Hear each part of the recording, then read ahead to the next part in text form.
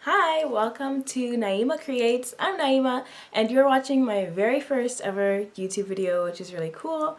Today I'm going to be showing you one of my drawings I did for Inktober. It was a day 4 drawing, and the word prompt for it was spell. So I was really thinking about of course, spelling, like spelling words, and then spell as in magic. So I was like, okay, magic, of course, Harry Potter. So I was like, okay, spelling, what spells are there in Harry Potter? And then somehow it just came to my head, okay, I can just combine spelling with the magic spell. And here you go. So now I made this like Scrabble tile, which is spelling, of course, and I was able to just put the Lumos letters in there.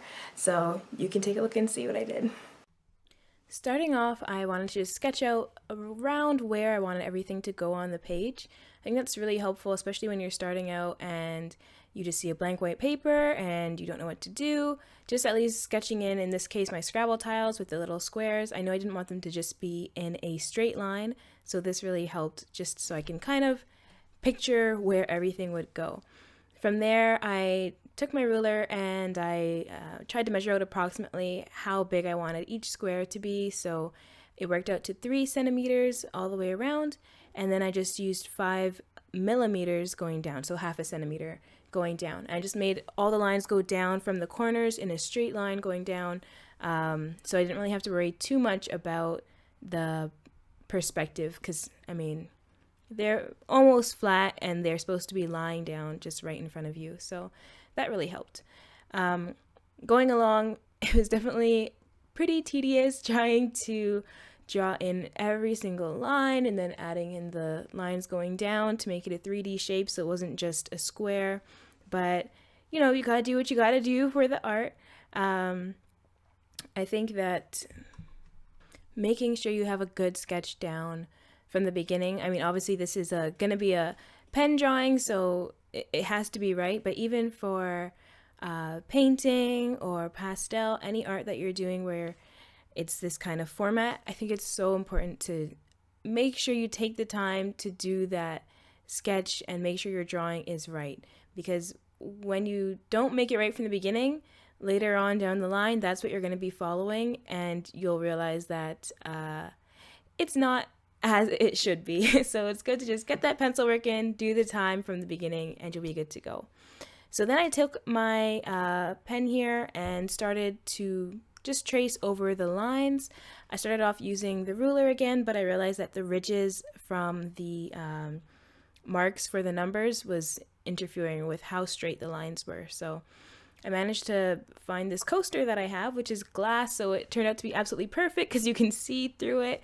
And of course, it's perfectly straight, so I was able to use that for tracing these lines out. The pen that I'm using here is one of the ever famous fine liners, Sakura Pigma Micron.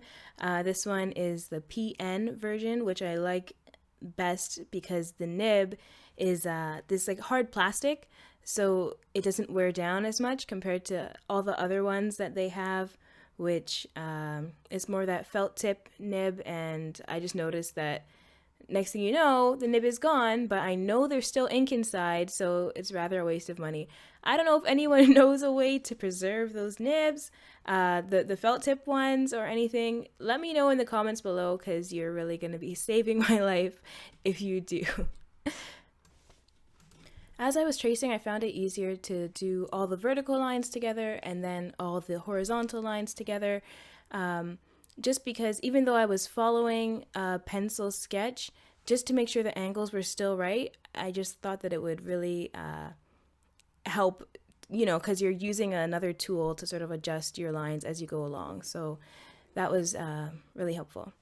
So the next section that I'm doing here now is sketching in the lines for the wood. Of course, they are Scrabble tiles, so it really helped me to look at some Scrabble tiles online before I just started going on the drawing off of my head because I haven't played Scrabble in a while anyways. And of course, in wood it has those lines to show the years as it's grown. And I really tried to be a little bit sporadic with them.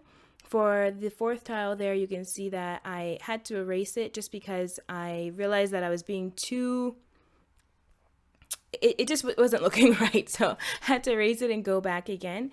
You'll also notice as I'm doing the lines that I tend to be drawing more from my wrist, rather than, from my fingers. Like if I'm doing a straight line, I'm pulling from my whole arm. So right here you can see that I'm just pivoting my hand along rather than just using my fingers to control it. And that helps to make more of a smoother line. So as you can see here, once again, it's my arm that's actually drawing that down. And I know, of course, you can look and you can see it's not exactly straight, and I didn't want it to be because, in nature things aren't exactly in a perfect straight line, but it does help to bring it closer to that state, which is what I was going for anyways.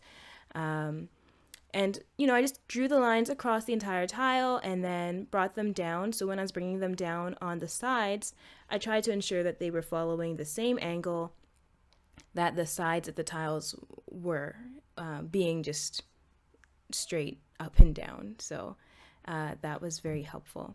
The pen that I'm using here is one of the Tombow calligraphy pens, and it was the soft tip. So I just thought that would help for the control. And frankly, I haven't used as lot of pens yet, so I enjoyed just trying it out, playing around with something new. I added in the little speckles as you see in wood, and then once again, looking at the Scrabble tiles online, I was able to try to figure out how the font of the letters were instead of just going in and writing some block letters out in my own style. I was trying to be a little bit close to what they would have been in real life.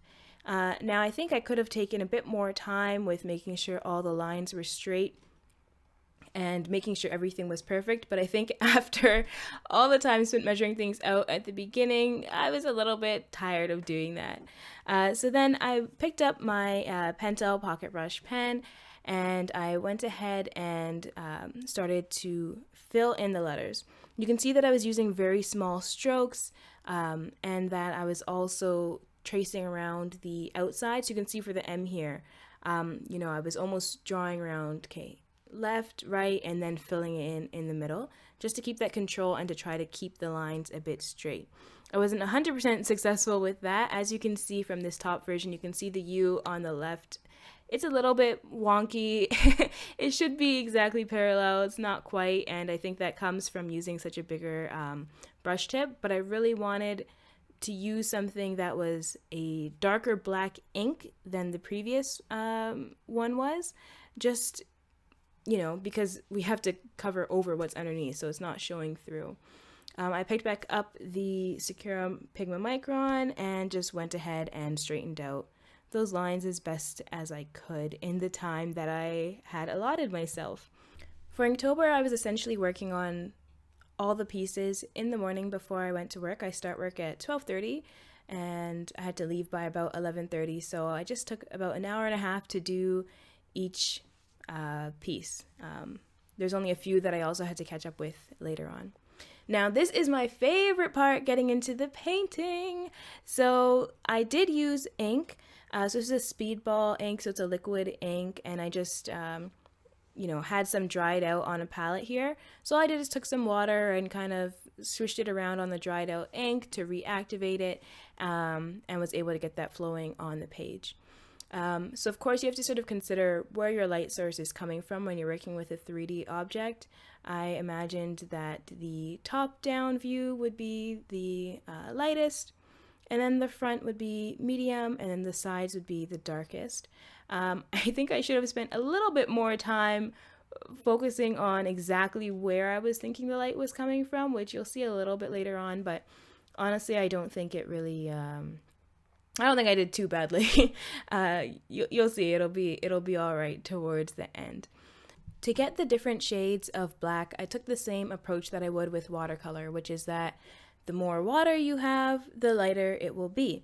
So you'll see that when I had switched back into trying to get a darker color, I just mixed in more of that dried ink, so that way, the amount of pigment per amount of water would equal to there being a darker shade. So that's how I got the other colors around the side. Now I tried to just sketch in a little bit of that shadow, and you'll see that it started getting really wide, and it was a little bit off as I was trying to think of where the light source was, because as I mentioned, I didn't really focus on it precisely.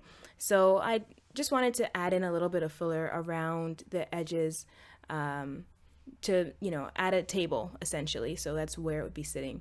Then I took a darker shade, which I did dip back into the ink to add that in, and just traced right around the edges of the tiles, because I knew that it wasn't going to be such a huge shadow because they are such small pieces and they're so close down to where the table would be.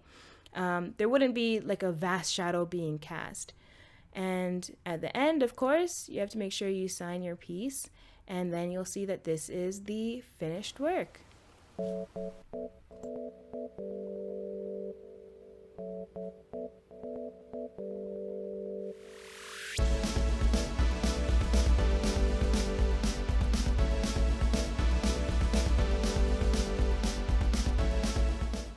Thank you so much for watching. As I mentioned, this is my very first YouTube video, so hopefully I'm doing this right, and hopefully there will be a lot more to come. Please remember to like, give it a subscribe, you know, help out a small YouTuber, and you know, you can remember that you're one of the OGs that saw this video back when, you know, 2018 was just ending, and it was just a baby channel, so hopefully you can watch the growth as time goes on, and yeah, I'll see you again next time. Thanks for watching. Bye.